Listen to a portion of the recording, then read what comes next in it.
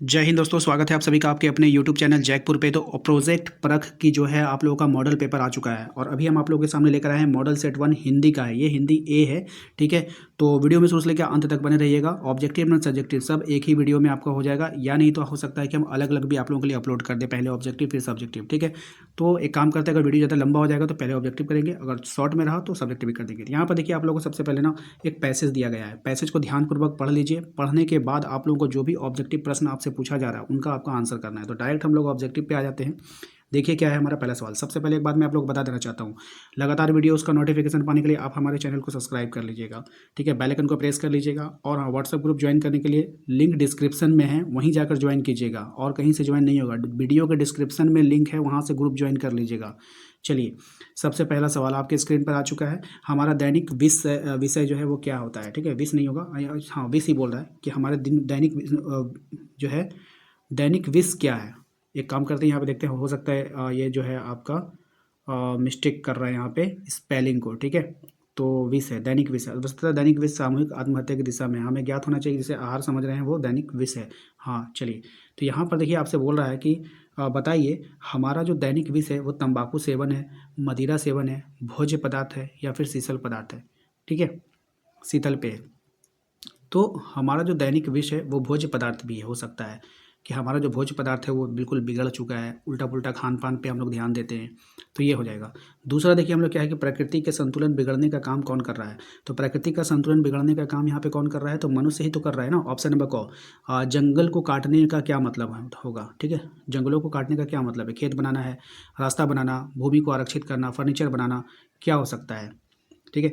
तो correct answer हो जाएगा भूमि को आरक्षित करना। क्या हो जाएगा, भूमि को आरक्षित करना।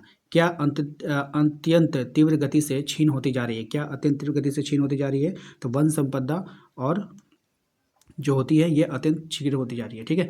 तो यहाँ पर देखिए उसके बाद आप लोगों को फिर यहाँ पे पाठ्य पुस्तक से जो है यहाँ पर एक पैसेज का टुकड़ा है, इसको इसको पढ़ लेना है। पढ़ने के बाद आप लोगों को आंसर करना है।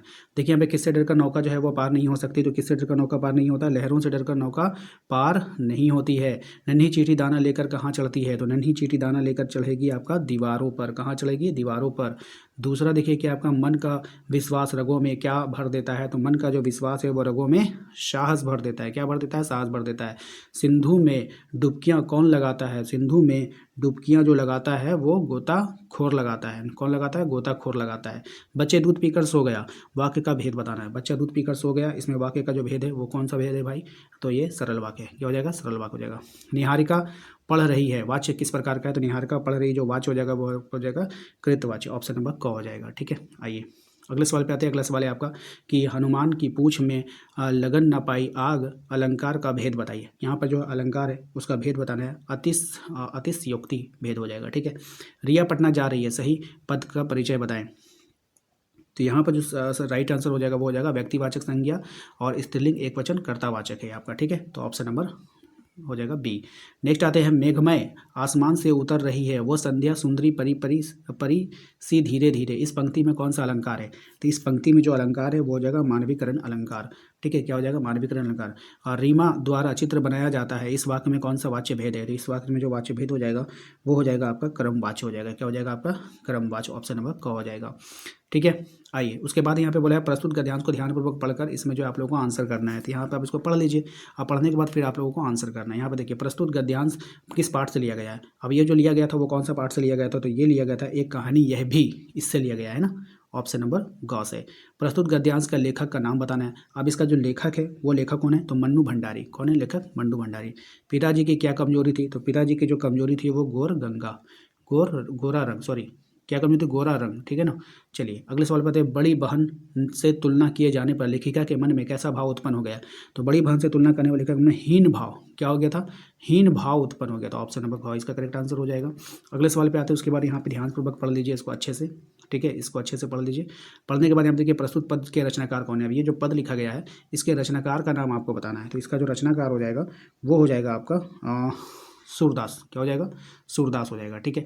नेक्स्ट आते हैं अगले अगले सवाल पे कह रहा है कि गोपियों की दशा की किस पक्षी की तरह हो गई, तो गोपियों की दशा जो है वो हारिल पक्षी की तरह ना, किस पक्षी की तरह हो जाती है, हारिल पक्षी की तरह।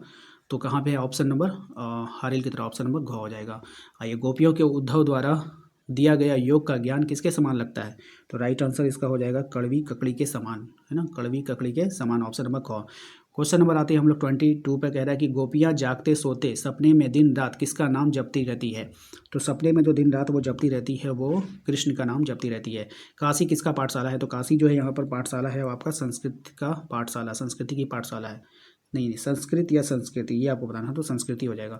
एक कहानी यह भी पाठ के शहर में किस शहर का वर्णन किया गया था? तो इसमें जो शहर का वर्णन हुआ है वो आपका अजमेर शहर का वर्णन हुआ है। भगत गृहस्थ होते हुए भी वस्तुतः क्या थे? भगत जो थे वो गृहस्थ होते हुए भी साधु थे। क्या थे वो? साधु थे। परशुराम ने क्या समझकर लक्ष्मण को बचाया? परशुराम ने क्या समझकर लक्ष्मण को बचाया था? तो बालक समझकर, ऑप्शन नंबर ख इसका करेक्ट आंसर हो जाएगा। नेक्स्ट सवाल है आपका कि मधुप किसे कहते हैं? तो मधुप जो कहते हैं आप लोग मन रूपी भंवरे को, किसको कहते हैं? मन रूपी भंवरे को कहते हैं। कवि बादल को क्या घेरने कह रहा है? तो कवि जो बादल को क्या घेरने के लिए कह रहा है? तो ये जो कह रहा है आपका, बोलिए क्या? पूरा आकाश। क्या बोल रहा है? पूरा आकाश घेरने को कह रहा है। उसके बाद यहाँ पे देखिएगा माता का आंचल पाठ का नायक जो है वो कौन है? तो माता का आंचल पाठ का जो नायक है ये आपको बतानी है, तो ये हो जाएगा आपका भोलानाथ। पाठ का नायक, हीरो बताना है, ठीक है, तो ये हो जाएगा आपका भोलानाथ, ऑप्शन नंबर क। उसके बाद बोल रहा है आपका लेखिका के ड्राइवर कम गाइड का क्या नाम था? ये भी सवाल काफ़ी अच्छा है, एग्जाम में बार बार आता है। तो इसके जो गाइड का नाम था जितेंद्र नारगे। कौन था? जितेंद्र नारगे था, ठीक है। तो अभी हम लोगों ने ऑब्जेक्टिव के सभी सवालों को देख लिया। चलिए अब सब्जेक्टिव को देखते हैं एक एक करके। तो यहाँ पर देखिए सबसे पहला सवाल जो है सब्जेक्टिव का है ना। हाँ, इस पैसेज को पढ़ना है ध्यान से, पैसेज को पढ़ करके आंसर करना है। जैसे सबसे पहला सवाल है 31 नंबर में, आपसे कह रहा है कि प्रकृति के अतरंग भाव से क्या तात्पर्य है? प्रकृति के अतरंग भाव से क्या तात्पर्य है आपको बतानी है।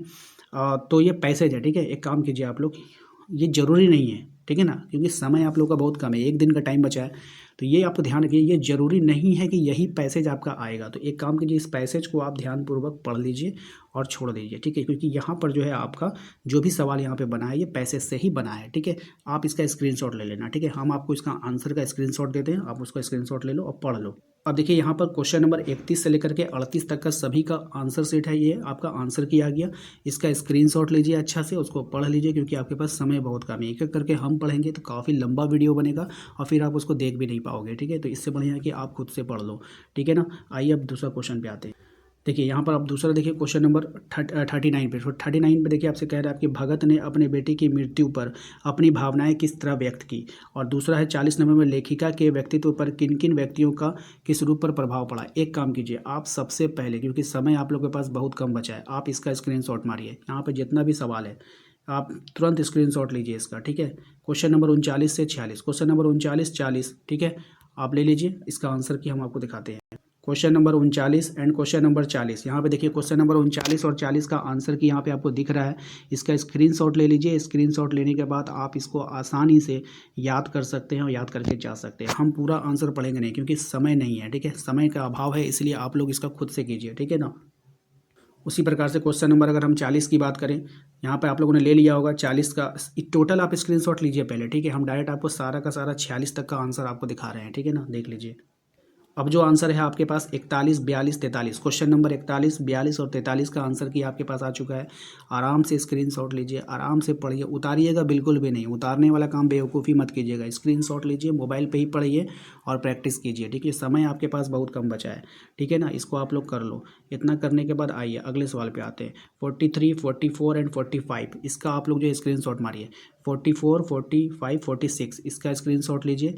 ये आपका टोटल कंप्लीट हो गया, सेक्शन सी भी आपका कंप्लीट हो गया, ठीक है। आइए अब आइए क्वेश्चन नंबर 47 से 52। यहाँ पर देखिए बहुत सारे सवाल आपको दिख रहे होंगे, ठीक है, जैसे कि 47 48 49 50 51 52, सब क्वेश्चन का स्क्रीनशॉट ले लीजिए, जिसमें आपका जो है विज्ञापन भी आ जाता है, जिसमें आपका जो है समाचार पत्र भी है। स्वतंत्रता दिवस के सुबह देशवासियों के लिए एक संदेश लिखना है, ये सब है, सब इसी में आ जाता है। इसका सबसे पहले आप स्क्रीनशॉट ले लीजिए, कौन सा क्वेश्चन कितने नंबर पे ये आपको पता होना चाहिए। इसका स्क्रीनशॉट लीजिए, हम इसका आंसर की आपको दिखाते हैं। क्वेश्चन नंबर 47 एंड 48 का आंसर की आपके पास है, तो आप लोग इसको स्क्रीनशॉट ले लीजिए जल्दी सा, या फिर आप इसको उतारना चाहते हो तो उतार लेगा, लेकिन बहुत समय लगेगा उतारने का, उतना आपके पास टाइम नहीं है भाई, ठीक है। तो मोबाइल से ही याद कर लो, एक दिन में आप लोग क्या क्या ही कर लोगे, ठीक है ना। चलिए उसके बाद आप लोग जो है 49 एंड 50 का उत्तर आप लोग ले लो, ठीक है। पहले आप 49 का उत्तर ले लो, ठीक है, 50 का हम बाद में दिखाते हैं आपको। 49 का उत्तर आपका यहाँ से है, ठीक है, ये आपका 49 का उत्तर है, क्वेश्चन नंबर 49, उसका उत्तर यहाँ पे इसका ले लो।